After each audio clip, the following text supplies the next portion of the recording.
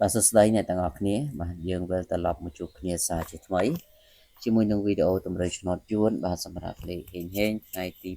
6ខែ8ឆ្នាំ2026បាទអញ្ចឹងសម្រាប់ថ្ងៃនេះផងដែរក៏យើងមាននៅតម្រូវលេខសម្រាប់ឲ្យបងប្អូនយកទៅធ្វើការផ្សងសំណាក់បន្តទៀតសម្រាប់បងប្អូនពុកម៉ែមីងទាំងអស់គ្នា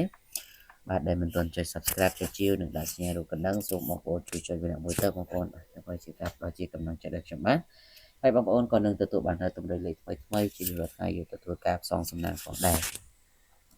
ចឹងដើម្បីកុំឲ្យបងប្អូនតន្ទឹងរង់ចាំយូរសូមបងប្អូនត្រៀមប៊ិចហើយត្រៀមក្រដាសម្នាក់មួយសិនឡើងទៅដើម្បីធ្វើការកត់ចំណាំយកលេខផ្ទៀងផ្ទាត់និងយកទៅធ្វើការផ្សងសំណាងហើយសម្រាប់បងប្អូនទាំងអស់គ្នាបាទដែលមិនទាន់ត្រៀមប៊ិចត្រៀមក្រដាក៏សូមធ្វើការត្រៀមម្នាក់មួយសិនឡើងទៅបាទចំពោះតម្រុយឆ្នោតដែលយើងនឹងធ្វើការផ្សងសំណាងសម្រាប់ថ្ងៃនេះគឺយើងលេងម៉ោង10កន្លះម៉ោង1កន្លះ